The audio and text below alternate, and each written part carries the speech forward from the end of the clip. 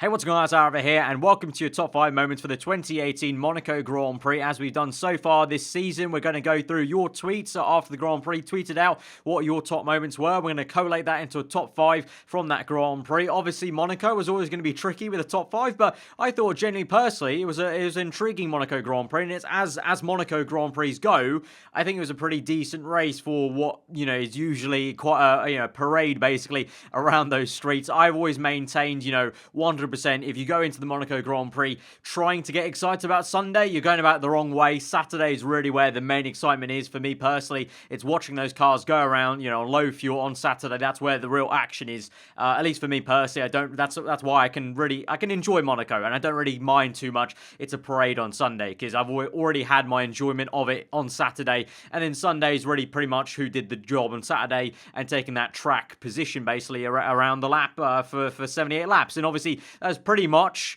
exactly what Daniel Ricciardo had to do for this specific Monaco Grand Prix, because obviously he had a very interesting race, to say the least. But yeah, we're going to go through the top 5 moments, like I said, collated from your tweets then, so let's get into this. So coming in at number 5 is going to be the demise of Williams very rapidly at the start of that Grand Prix. It was actually a really decent Saturday for them, with Sergei Sorokin doing a very good job to actually take that dog of a car so high up the order on Saturday. But then Sunday, it pretty much took a nosedive for both Sergei Sorokin and Lance Stroll. Sorokin, issue with his wheel not being on at the 3-minute mark. There's a rule that the wheel has to be on the car with 3 minutes to go. They had an issue with the cross-threading. The mechanics had to run back to the pits to get the correct tool to fix that issue, so he was late on getting his wheels on. So within I think on the formation lap, we found out that he was going to be probably hit with a penalty. That was a 10-second stop-go penalty, which was really harsh. So pretty much an entire half-minute penalty of him coming into the pit lane.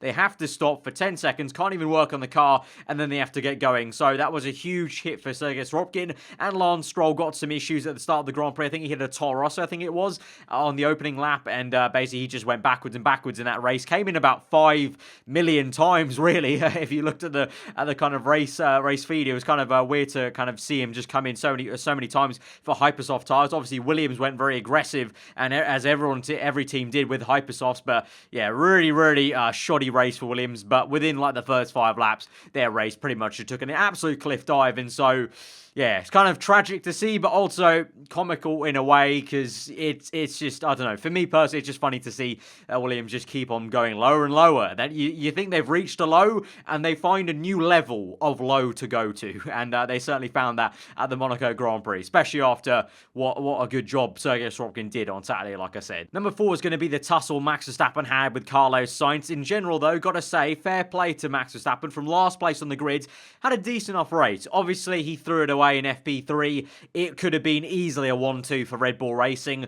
If things went differently, who knows? Verstappen could have been the one right on the back of Ricciardo if Ricciardo had the same issue, but you just never know how it would have panned out if, certain things happened. You don't want to tempt fate, but yeah, Verstappen pretty much, put it on himself, and he had to do a good job to get back into points, and he did that, so fair play. Saw some good overtakes down the inside of Mirabeau early on, but the tussle between him and Carlos Sainz seems to be something that you guys definitely picked out as a kind of top moment that Grand Prix. Bit of an issue because he went for an overtake down the inside, out the tunnel into the chicane. Sainz put up a good defensive move, but just couldn't get it done, so he had to cut the chicane. Martin Brundle in the commentary box saying that he probably should let him through, basically, and should hand the place back, because he effectively kept the place via cutting the chicane. But then as soon as Brundle was saying that on the commentary, Verstappen sent it around the outside then in the same place on the chicane, and then that time Verstappen hopped over the curbing to make the overtake, sparking his engineer later on when he got up behind Nico Hülkenberg to say, if you're going to make an overtake, make sure it's clean. I think a little bit of a nudge from the FI in the penalty box, kind of thinking, okay, we'll let that one slide, Max, but if you make another one like that, we will penalise that. So I think that good job from FI. I think lately, for the last year and a half, I would say, I think for the last year, the FI have been going on this kind of wavelength of, we aren't going to be so strict on every single thing, because I think a year or so ago, it definitely was ruining the racing pretty much. Every time there was a little bit of a mistake from a driver, they would penalise him, so I think they've been a bit more lenient, and that was good today in terms of, it was a minor thing, because you kind of got to say it's kind of 50-50, Sainz did it first, Verstappen does it second, and in the end, I mean, Sainz was always going to fall back behind Verstappen, because Sainz, the way his strategy panned out versus Verstappen. Verstappen did a really good job to go longer. Same with Hulkenberg. A kind of little caveat on that, a kind of honourable mention was the way Carlos Sainz let Hulkenberg through and then defend from Verstappen. I thought that was pretty damn good for Carlos Sainz, and also fair play to Sainz. You know, Hulkenberg on the radio saying thank you to him to pass on the message to Carlos. That in itself was a really good moment. But yeah, the way Verstappen was just pouncing on people, but especially that with Carlos Sainz was something that you guys brought up as a top moment,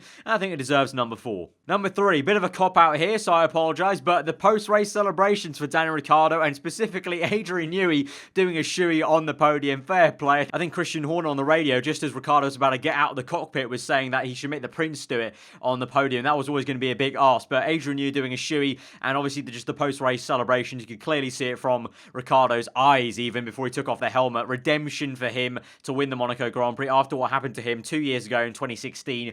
Yeah, mega job, obviously, let alone the issues he had, which we'll get on because that's a bigger moment in this race, but just definitely the post-celebrations, really good stuff. Obviously, after the race, we found out that Ricciardo not only had the kind of issue with the power, but also gears as well. He was talking about he was only driving around with 6 gears, and also I think the admiration, the respect that Vettel and Hamilton was giving Ricciardo, I think you could see everyone I think everyone today can agree that Ricciardo pretty much earned that victory fair and square, and major respect to him for actually holding that through. The composure you need to do that. But yeah, the post-race celebrations, absolutely awesome to see Ricciardo with a big grin on his face after what was in stark contrast. If you look back to the picture in 2016 versus 2018, really good look there between the two different emotions. But yeah, those race celebrations, really good moment there to see Adrian Newey doing the shoey. Let's see later on. Obviously, I'm recording this video right now. As I'm recording this, I don't know, we've seen in the past Red Bull be pretty good with their celebrations. Christian Horner in the past has gone into the swimming pool of the Red Bull Energy Station. I think even Christian Horner in the past jumped into the actual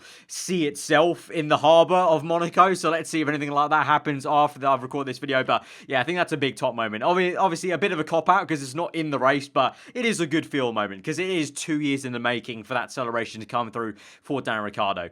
But the number 2 moment in this race is going to be Charles Leclerc's crash with Leclerc and Hartley. Pretty big moment and a little bit annoying for both those drivers. Obviously, it was about 10 laps to go or under 10 laps to go. It looked like a brake issue for Charles Leclerc. It seemed like he maybe made a mistake on the curbing, but then replay showed brake dust coming off his front left tyre, and a lot of the journalists in the paddock confirming whilst the race was going on that it seemed to be a brake issue. We might hear more from Leclerc himself after the race, so it might not have been. So a little bit of a kind of asterisk on that, but it seemed like a brake issue, I think, because the way the brake dust kind of came off the car. But nonetheless, big spectacular moment there for Leclerc to kind of go over Hartley's rear wing and the tyre, and kind of gave us a funny moment as well because Brendan Hartley's car looked absolutely hilarious there with the rear wing flapping about. Some of you guys tweeting me that's the new 2019 Aero.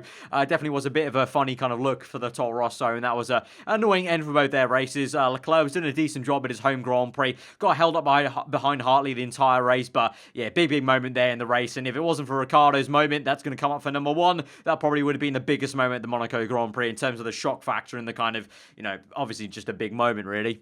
But the number 1 moment in the Monaco Grand Prix was the moment that Daniel Ricciardo reported on the radio that he was losing power. That was a big deal. You know, you could see that visibly on the Twitter timeline, everyone was just going, oh no, you are absolutely kidding me. Huge moment for him to say he's losing power. His engineer says we can see that, nothing much we can do, just continue on to manage it, and well managed he did. Obviously the entire race, we're at 2/3 of the race, he was with loss of power. We heard after in the post-race interview with David Coulthard that Ricciardo said he was driving around with 6 gears, and Christian Horner on the radio literally said the words unfucking believable. That was like Schumacher when he had to do it all in 5th gear. Yeah, crazy moment, but that was a big one in terms of like that drop and sink for everyone, not just Red Bull fans, not just Ricciardo fans. I think everyone kind of just felt that of kind of like, oh, not this again. You know, he already got screwed over in 2016 with a pit stop. He had a good pit stop this time around, thankfully, but not again. Not another car issue was gonna sink that win for him, but thankfully, you know, he just did some godlike work there and somehow brought it through for that win. Obviously, helped out a lot that everyone had tire issues, which is another big kind of, I would say, honourable mention, and just something I need to touch upon is why I think personally for me, I think that was a pretty decent Monaco Grand Prix. By the standard of Monaco Grand Prix, I think that was pretty decent. I think if you're calling that boring, then fair play, but you got to read into how much intrigue there was into that tyre strategy. And in terms of the entire race long, from pretty much around, like, from the moment Ricciardo had issues, there was that moment of just like confusion between everyone. Of it seemed like some of the midfield runners were so much faster than the top guys, with the top guys all started to wear their tyres a lot more. Vettel couldn't get past Ricciardo, but then it seemed like Ricciardo, Hamilton, Raikkonen, and Bottas all had separate just issues of keeping the tyres alive, the tyres just dipping out in and out of temperature. Vettel obviously had that major issue after the virtual safety car, but all those top 5 guys were backed up by Ricciardo, but then all 5 of them were too stubborn to stay on the 1 stop and pull the trigger for the 2 stop, and by the time they maybe wanted to do the 2 stop, the midfield runners had already done their pit stops and were going so much faster. At one point, Lance Stroll was 5 seconds faster than the top guys. At one point, Hulkenberg set a new fast lap for his race, 46 laps in on his ultras. Like, the middle part of that race, it may have not been enthralling for track action, but it was major confusion. And at least for me, I was kind of on the edge of my seat, kind of wondering what on earth is going on. Like, I don't actually know how this is going to pan out, because the tyres, they all just seem to be combusting or, staying alive, or, everything just seemed to be going at once. So for me, that's why I think it was a pretty decent Monaco Grand Prix, as Monaco Grand Prix come, because there was a lot of intrigue there. If you can't appreciate that, then that's your own kind of thing. But like I said, for me, Monaco is always about Saturday anyway. But, that was a really big moment in terms of just that 20-lap kind of stint where he was just kind of all over the place, really. But, yeah, that's kind of an honourable mention. But that kind of tied into Ricciardo's issue, because it was kind of him holding them up, and then the entire top 5 being too stubborn, that kind of allowed that to just drift through. So all the pieces of the puzzle came together for Ricciardo today, and I think that for him made that win so much sweeter. So, yeah, I think double win for Ricciardo. He did the job yesterday on pole position, but to win the race like this, with the issues with the race like that, I think is kind of even sweeter for Ricciardo, and builds up that redemption, like I said, from 2016. So, yeah, I think all in all, I enjoy that Monaco Grand Prix. Obviously, you can have your own opinion, and do let me know in the comments below what your top moments were in that race. If you disagree with me, if there's another moment you thought was commendable in that Grand Prix, then do let me know in the comments below, and obviously let me know your thoughts of the race as a whole. But yeah, and finally, another honourable mention would just be for Esteban Ocon and Pierre Gasly doing a great job there. Ocon in the Force India, Gasly obviously in the Toro Rosso, both of them getting high up, obviously helped by Alonso retiring, which I guess in a way is another kind of moment. Obviously his retirement was just a little bit unfortunate and a bit tragic, of again McLaren having issues in a race where, it's all dependent on the chassis, really. And McLaren have said all this stuff about having the best chassis. And, Alonso was running, what was it, P7, I think it was, before his retirement, and then out the Grand Prix like that. So, yeah, pretty poor for him. But Ocon, P6, Gasly there, P7. Very, very decent job there for the two of them. Yeah, I mean, for Gasly, for me personally, he was in my fantasy team, so that's good for me. But Ocon, for Force India as a whole, for them trying to make up the points deficit they have from the poor showing at the very start of this season, they're doing a great job. And for Ocon, for a confidence boost against his more senior teammate Sergio Perez, that's brilliant. Around Monaco, obviously, where the driver makes a big factor today. And so, yeah, GG's to both of them. Honourable mentions for doing a very good job in what was obviously quite a concentrated Monaco Grand Prix for both of them, because Gasly went very long on his first stint, and Ocon kind of just had to do his own race. But Gasly went so long on that first stint, so kudos to him, especially in that Toro Rosso. But guys, if you did enjoy the video, then do hit that like button. Let me know what you thought in the comments below. If you're new around here, do get subscribed for weekly full-on content. We'll have a podcast to talk about that Monaco Grand Prix and all the kind of caveats and ins and outs of that tomorrow. Obviously, if you did miss it, there was a last question mark challenge video off for Max Verstappen. Really fun video to record, so be sure to go check that out on the channel. That was uploaded yesterday. Obviously fitting, because Verstappen started last, so see how I got on with that challenge versus him in real life. But yeah, that's been the video, guys. Hope you enjoy the rest of your day. I'll see you guys next time. Goodbye.